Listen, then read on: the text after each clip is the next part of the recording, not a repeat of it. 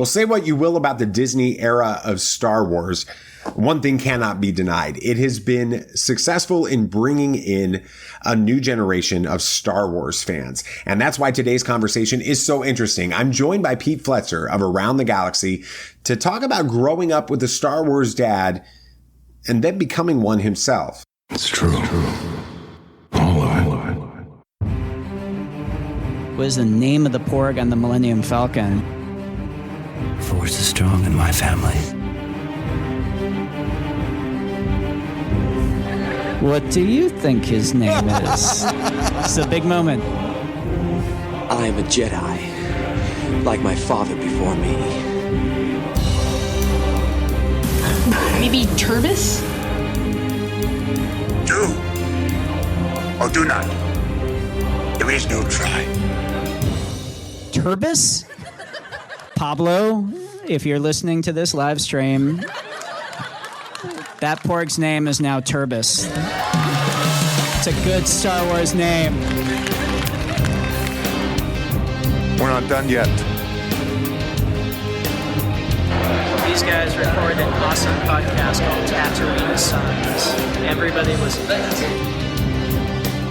Welcome to Tatooine Sons, the only fan podcast to name an official Star Wars creature and be endorsed by the writer-director of The Last Jedi, Rian Johnson. We believe that pop culture is the mythology of this generation, that there is a story, it is written on our souls, and that these myths speak to that story. And that is why I am honored to be joined this week by my good friend, Pete Fletzer. Pete Fletzer is a freelance writer. He was best known for his work in the mid-90s for Lucasfilm and Topps Star Wars Galaxy and Star Wars Insider magazines. He was discovered by Steve Sansweet, and he wrote content about toys and collectibles, unique fan stories, and New York area Star Wars movie premieres. He was right in the thick of the Star Wars resurgence at the turn of the century. He was covering events like the special editions in 1997 and all three prequel premieres.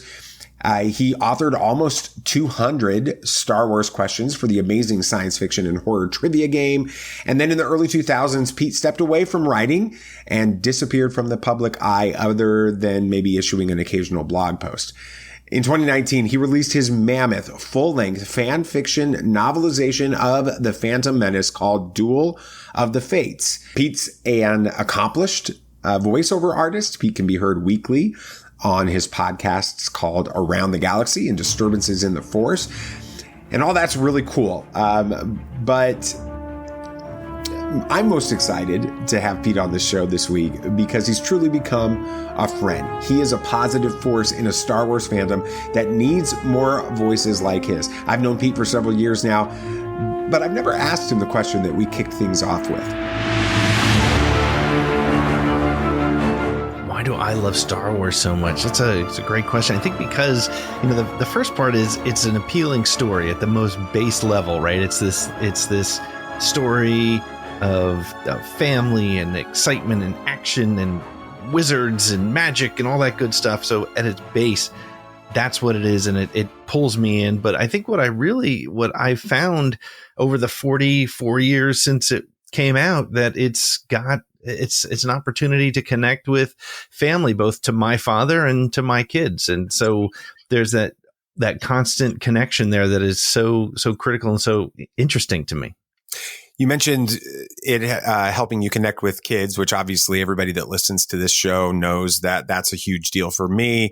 But I'm curious to hear how it helped you connect with your dad, because my dad wasn't into Star Wars. My dad hated Star Wars, had nothing to do with it. So we never had that type of connection. How did Star Wars function within your relationship with your father? Yeah, it's fun because, my dad actually introduced me to Universal horror movies. And I remember watching, Godzilla movies with him and black and white science fiction movies. And so my dad was always into sci-fi and monster movies and things like that. And so it was sort of a natural when Star Wars came out. We actually didn't see it till the end of the summer, the first year that it was out. And, but it was I was the prime age. I was 7 years old and he took us to see the movie, and it just became something that like most Star Wars fans, like the first time you see it, it's ingrained in everything that is about you. But what was great, it was really kind of one of the first movies that I think I kind of remember me and my dad just talking about and really engaging in, and actually probably more than New Hope, Empire Strikes Back, because I was 10 years old when that came out. And I remember very much the end of Empire, the I am your father moment. And I don't remember the moment itself, but what I do remember, what I have vivid memories of, is talking with my dad about, he's asking me, what do you think? Do you think Vader really is his father? Do you think it's a ploy? What's going to happen to Han Solo? Are they going to find him? And is Lando going to be a good guy? And so is Luke going to, get the girl? Because that was still an option at the end of Empire Strikes Back. So, but I remember, and it's funny because ever since then, and I'm very fortunate, my father's still with us. We connect regularly on movies, and some of my favorite memories with my dad are just, going on a long car ride and we talk about a movie. And so that's really been something that I've considered sort of this underlying bed of what Star Wars has meant to me, and whether I think about it or not, or talk about it or not, it's absolutely that connection. And then he was responsible for driving me to pursue writing. I had a passion for it, and they had their amazing science fiction and horror trivia game. That was the trademark name back in the 90s. And part of his marketing campaign, it was the 90s, so it was pre-email and pre-internet and websites and social media. So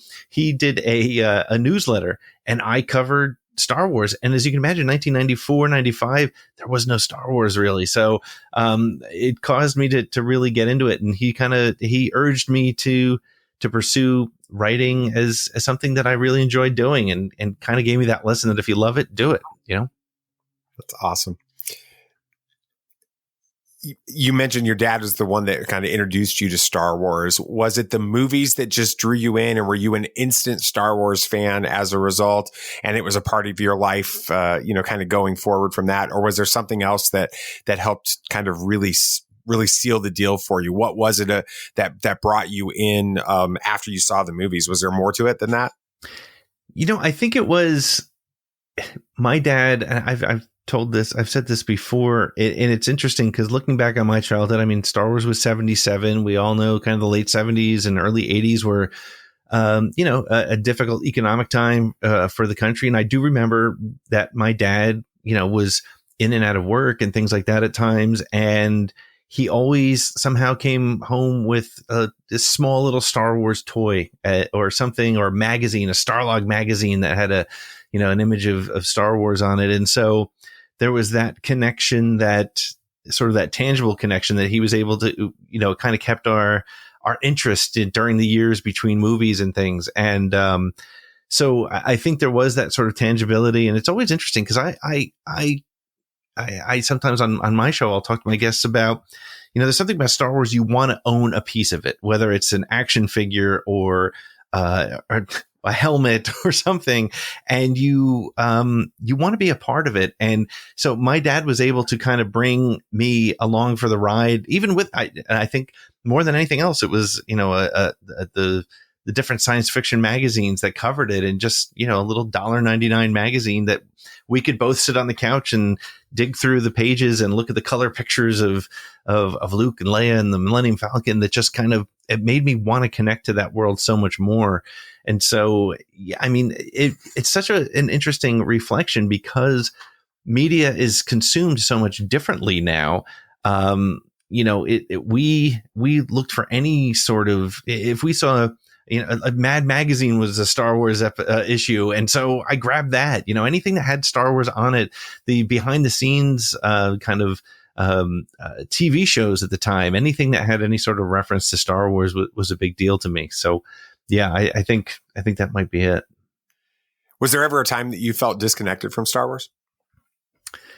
Yeah, I think in that time between, like a lot of us did, between Jedi and Dark Empire or the Heir to the Empire as well, there was that bit of time. But I was always the Star Wars fan. I mean, me and my best friend growing up, we always had some sort of a Star Wars connection, but I don't really feel like I ever completely let it go. Even when others were letting it go, I still had the t-shirts and the books and I had my toys that I wish I still had. I don't know what happened to them, but I always had that kind of thing. But actually, I think one of the reasons why Star Wars has stuck with me so much is because I frankly was the right age to separate from it and the right age to come back to it. I mean, when you're 13 years old, when Jedi is over, Return of the Jedi is over, I'm 13. So, it's, whatever the blockbuster movie isn't the cool thing to do. And then when things started coming back in the 90s, I was in my 20s. And so it felt kind of natural to go back to pursue something that and rediscover something you loved as a kid. So I was never completely separated, but yeah, I went through the dark times that everybody else did, I think. What do you remember the moment you heard that Lucas was making a prequel trilogy for real, and not just the rumors about it that had gone on for years, but it was officially happening? The trailer was getting ready to release, or Liam Neeson was cast and all this kind of stuff. Do you remember that moment? What was it like for you as an original trilogy Star Wars fan getting that experience again?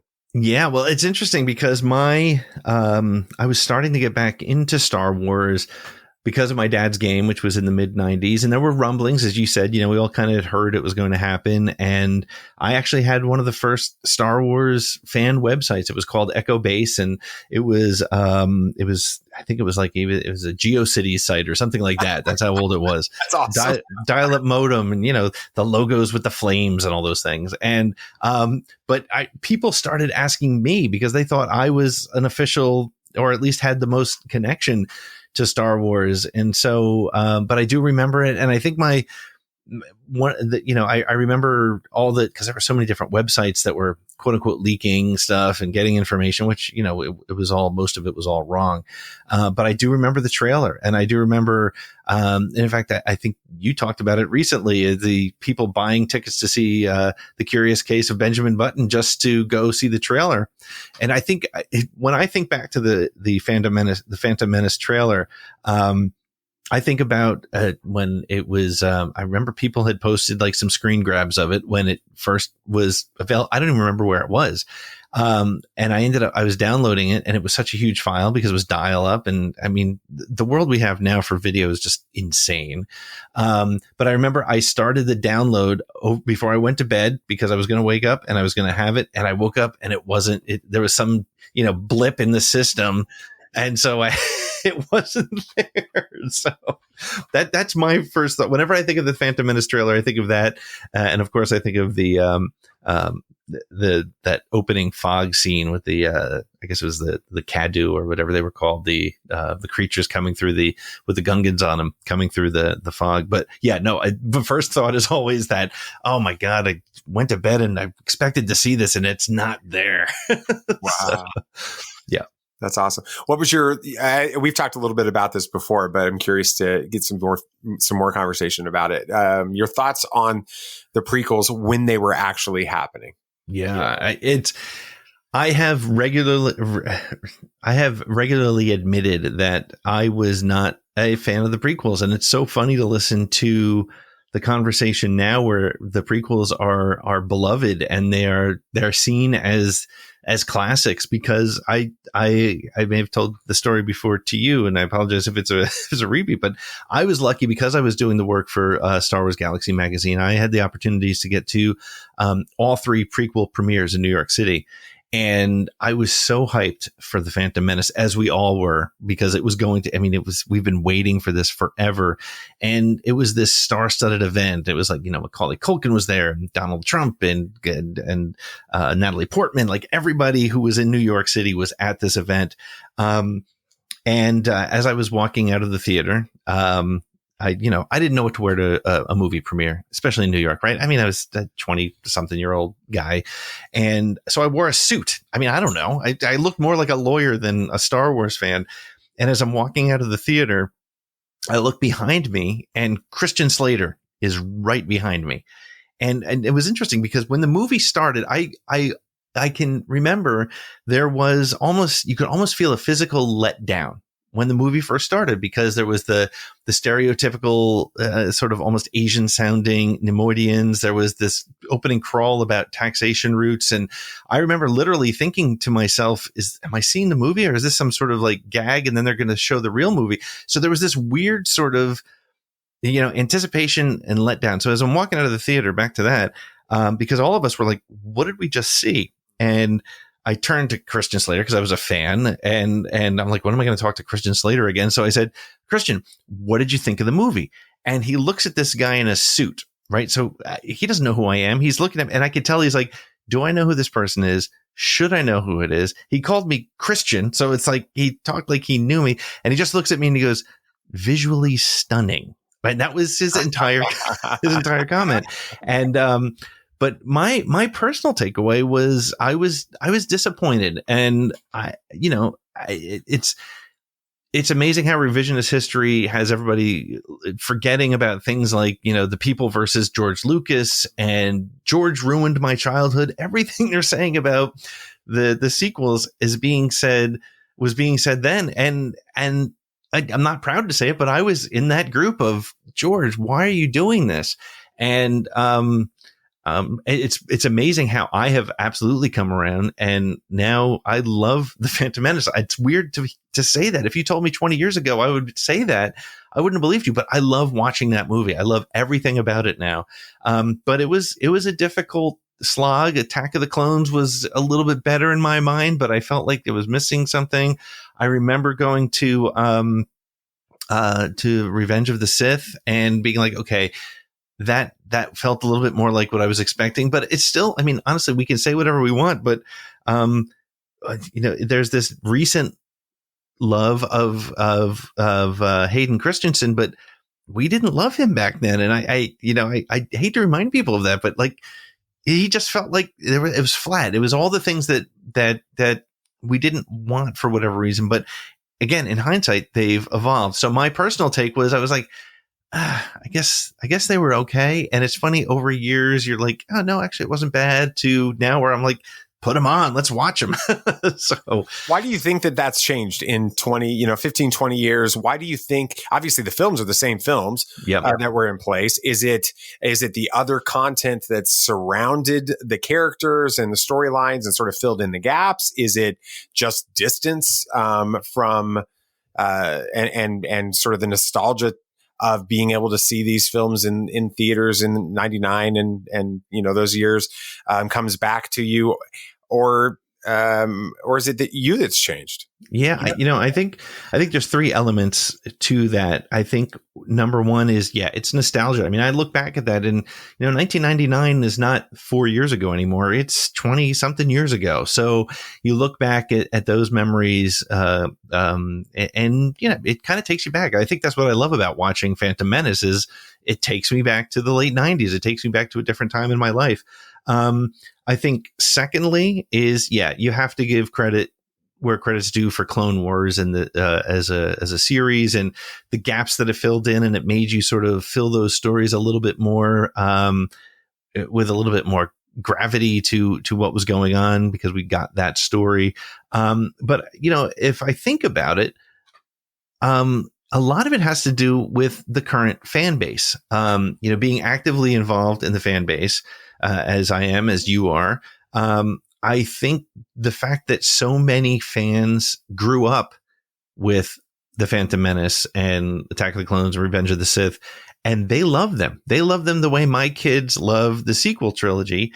And to feel that love, it makes you kind of, if you're a human being, if there's something you don't like if you go out to dinner with somebody, and, a great example is Indian food. I'm not a fan of Indian food. I've never been a fan of Indian food, but I went to dinner with somebody who is not only an Indian food expert, but an Indian food fan. And I tried it, and I was like, you know what? It's not that bad. I had one bad experience, but it's really not terrible. And so it's that same kind of thing. I think it's being surrounded by people who love that trilogy, whether it's because of Clone Wars or whether it's because it's their first movie experience. It makes you kind of appreciate them differently. And again, I think as a father who takes things in, differently the way my kids take them, if friends of mine or people I've gotten to know have a different opinion. I think it's just sort of it's being a good-natured human being to go, okay, let's think about it, let's take a look at it. And that, coupled with the nostalgia and coupled with the stories that we got for 7 seasons of Clone Wars, they're different movies now. So and I don't know if it's me that's changed so much as it's the way I look at it has changed.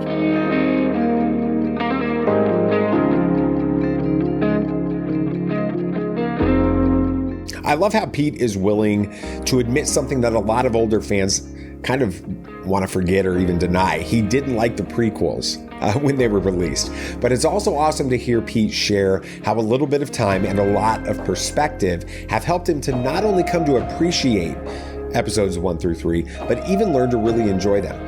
My interview with Pete will continue in just a moment, but I want to take just a minute to thank our sponsor, cufflinks.com.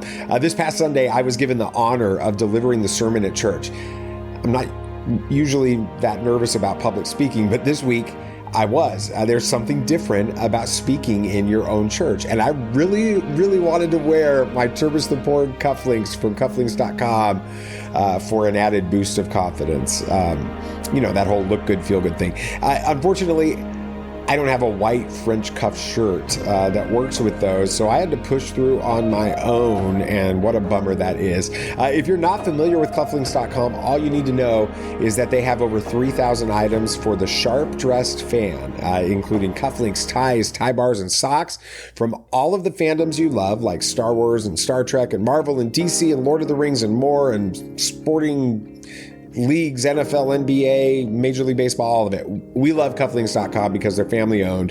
They're run by a couple of brothers who geek out about Star Wars as much as we do. And that's it. So if you want to help the show and you want to look great doing it, head on over to cufflinks.com. Take a look at everything it has to offer. Go ahead and get your Christmas list together. Give that to your family. And make sure that you tell them to use Tatooine 15 at the checkout so that you can receive 15% off the entire order. Maybe Pete would have enjoyed the red carpet premieres of the prequel trilogy better if cufflinks.com had been around to help him get a great Star Wars tie or socks or something like that. Who knows? It's impossible to have a conversation about changing your mind on the prequels without thinking about how many people dislike the sequel trilogy. I asked Pete what he thinks about those recent entries into the Star Wars universe.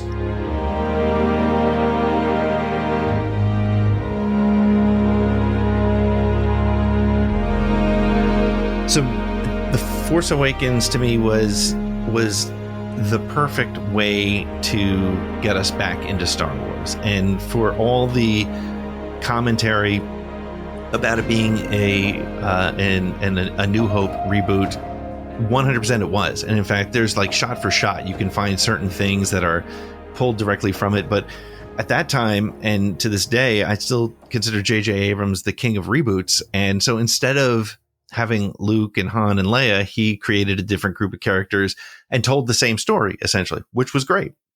And I loved The Force Awakens. I loved everything about it. Yes, did I roll my eyes when they were going to blow up another super weapon? Absolutely. But come on, it was Star Wars. That's cool. I love that. So, I've always been a fan of The Force Awakens. It always is something that if I'm flipping through the channels and it's one of those weekends where TNT or TBS is showing it, I'll stop. There goes an hour or two of my day. I'll be pulled in. And I loved it. And I was so excited to see where The Last Jedi was going to go. And now The Last Jedi has since become, I'll preface this, one of my favorite Star Wars stories. And the other thing that I say a lot about The Last Jedi is it's not a movie I watch a lot because there's a lot going on. There's a lot of emotion. It's a draining movie, but it's not a light Star Wars romp, fantasy celebration fan thing. Right. I mean, if you think about when you asked why I love Star Wars, it wasn't because I said it was because it's this fun story. That being said, it is without a doubt one of the best written Star Wars stories. It's one of the best of all the Star Wars stories. But I remember walking out of, so all the major tentpole movies up until pandemic, me and my neighbor across the street, he's got kids the same age as mine. We would go on the Thursday. We would leave all the kids home, and that way we could go see, you know, whether it was a Marvel movie or Star Wars. And we went to go see Last Jedi, and we both walked out of the movie in silence. And my first comment was that was both the best and worst Star Wars movie I ever saw. And it's because it's a lot to take in. And my other thought about the Last Jedi is it felt like they could have ended the series there, right? Because it ended on that classic Star Wars defeat with hope, right? And that's exactly what it was. It was defeat with hope. It was, you know, Leia and Rey, and we were fine. But the more I went back and I thought about it, and I watched it several times again and really realized that it's a pure Star Wars story. And much like The Empire Strikes Back, The Last Jedi needs to get much more credit than it does for expanding the lore of Star Wars and expanding how the Force works and how things in that universe exist. And I always say I love The Empire Strikes Back. It's my favorite of all the Star Wars movies. But without it, you don't get Force Ghost. You don't get Force telekinesis. You don't get that ability to talk across, you know, or to speak to each other through your mind across vasts of space. And Last Jedi did that. My other comment, and probably the last comment I'll make on Last Jedi about this is I have since gone on to say that I believe that Rian Johnson is a Star Wars fan and J.J. Abrams is a Star Wars movie fan, because J.J. makes beautiful, high octane movies. And Force Awakens was that. And The Last Jedi understood Star Wars, I think, better than many, many Star Wars films. In fact, I think I tweeted recently that to me, it understands Star Wars better than just about any other Star Wars movie there is. And then my honest appraisal of The Rise of Skywalker is I'm still disappointed by it to this day. And I think because there were so many eggs put in that basket as the number 9 in the saga, it literally had an impossible task. And there were times where I was blaming JJ and I was blaming the lack of planning and all the things that are legitimate arguments. But at the end of the day, it's impossible to stick that landing. No, but nothing they could have done would have made everybody happy. I feel like there's a lot of missed opportunities, a lot of simple connections that could have been made. But at the end of the day, it's a, you know, I heard you guys say recently, you know, it's Star Wars, so I like it. And while I love that phrase, I think it's important to remember that you don't have to like everything. And I think that becomes this weird sort of, we see it on social media a lot. In fact, that's why I don't talk about Rise of Skywalker a lot on social media, because I only have 280 characters and I can't preface it by saying, but I still love it, you know?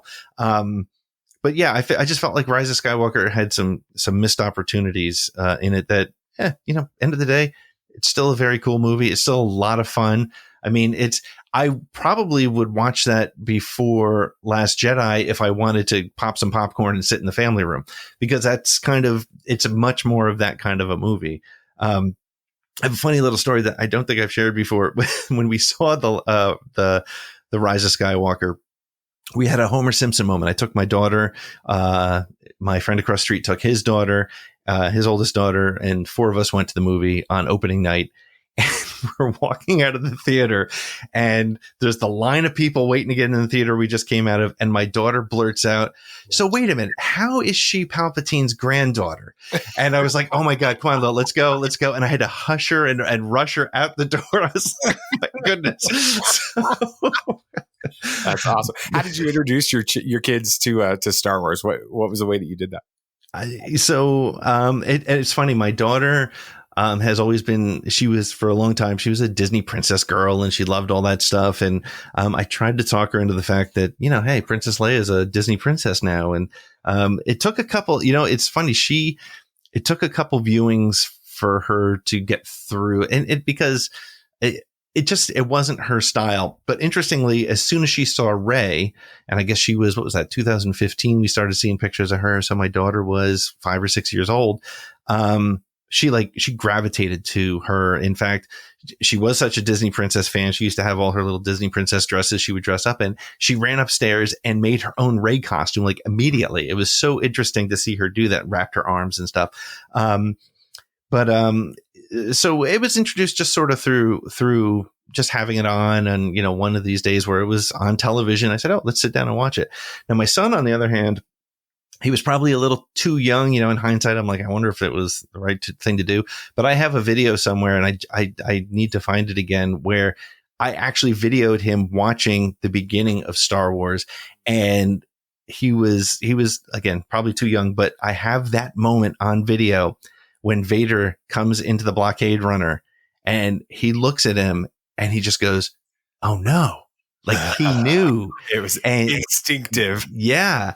But what's interesting about my son as a Star Wars fan is the movies to him are secondary, and I almost would say uninteresting to him. He is a Clone Wars, Bad Batch, Mandalorian kid.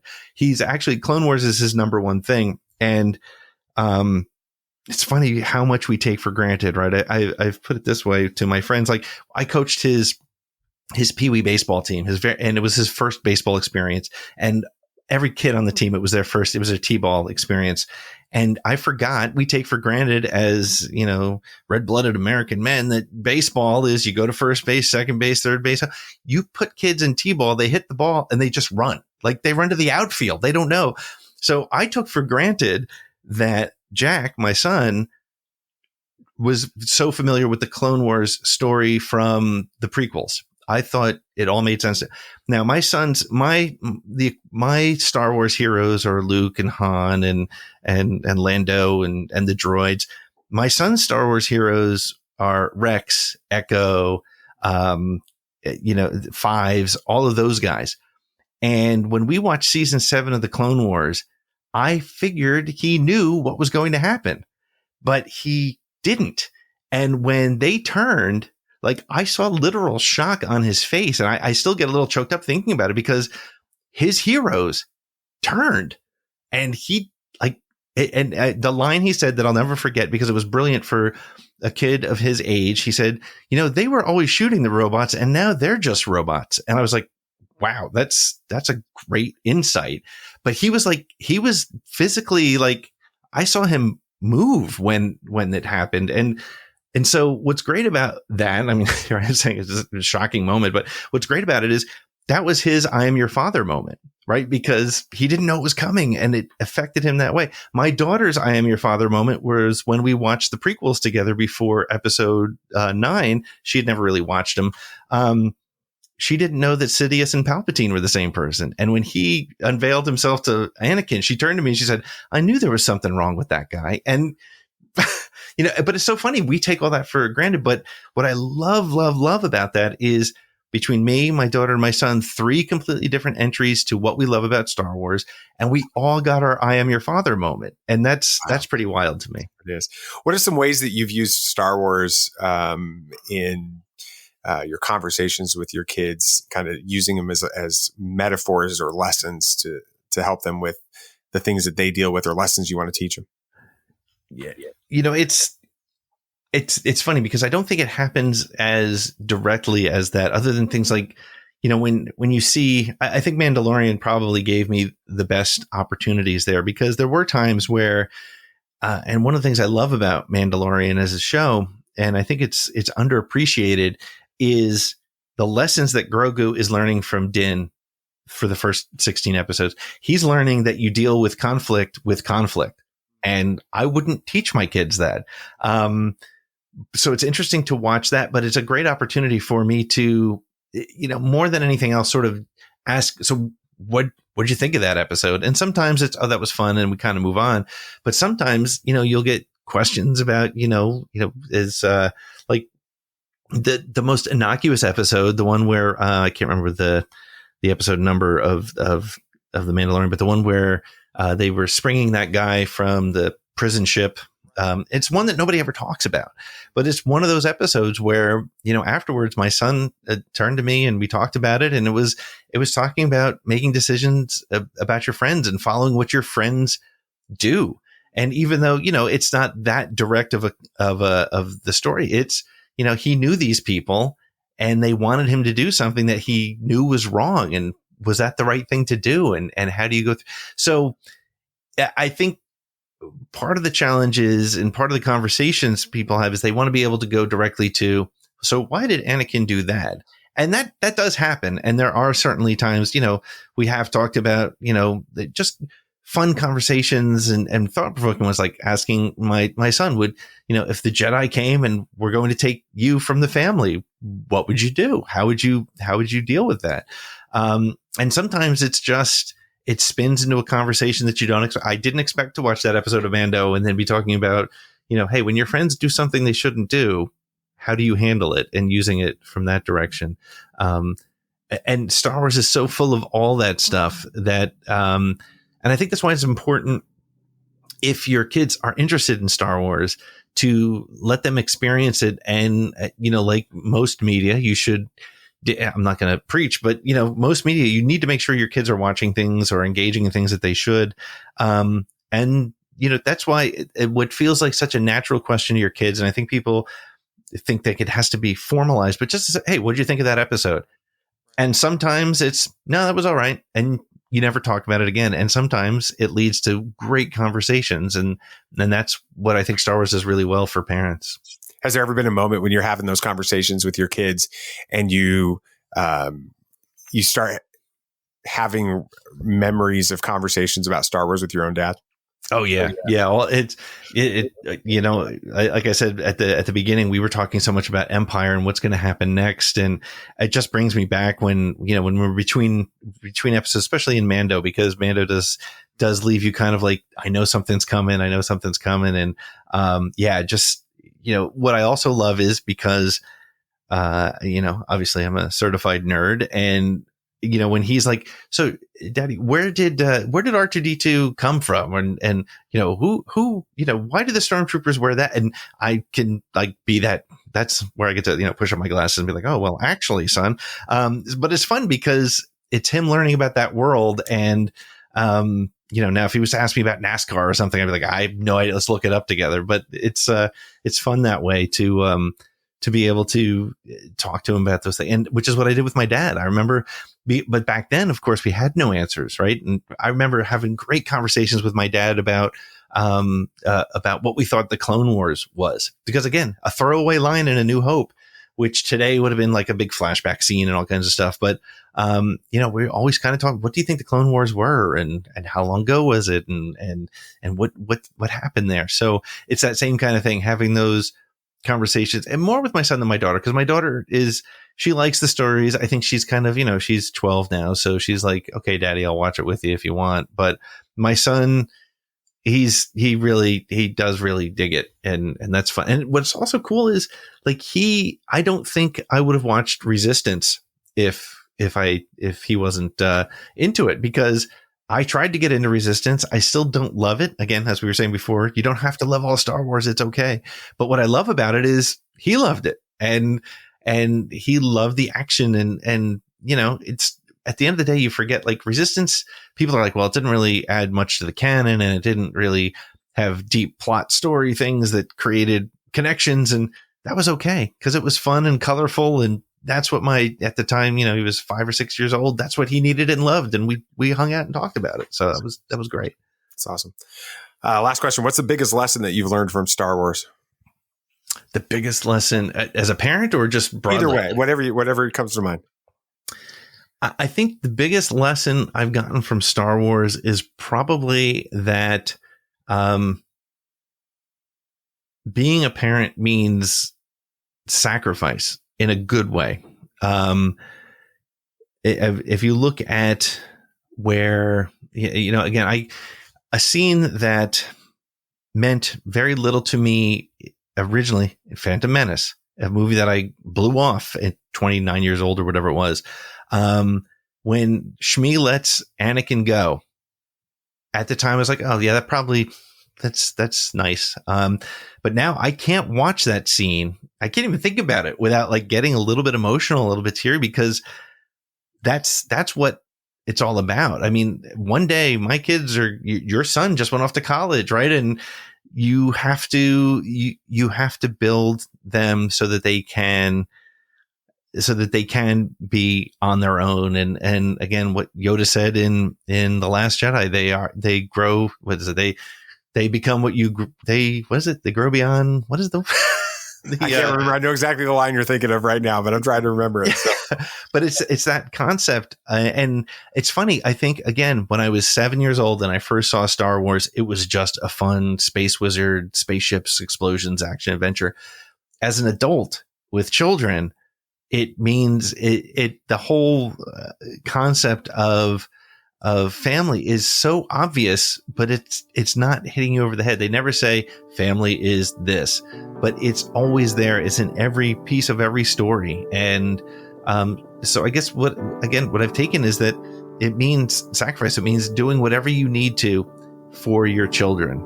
And that's whether it's Vader literally dying to save his son, or having the courage to let your kid go do something that you don't love, but it's important to them and what's best for them. I think that's a super valuable lesson that I would take from the entire saga.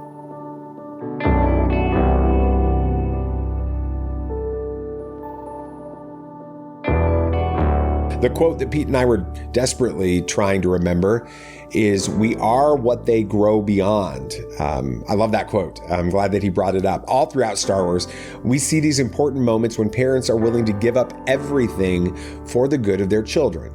Pete mentioned Shmi letting go of Anakin, and also Anakin later sacrificing himself for Luke. But there's also Galen Erso in Rogue One, and then who can forget Han's heart-wrenching death in The Force Awakens. Love for our children and the willingness to give up everything for them is one of the most compelling themes found in a galaxy far, far away. I want to give a big thank you to Pete Fletzer for joining me on this week's interview episode.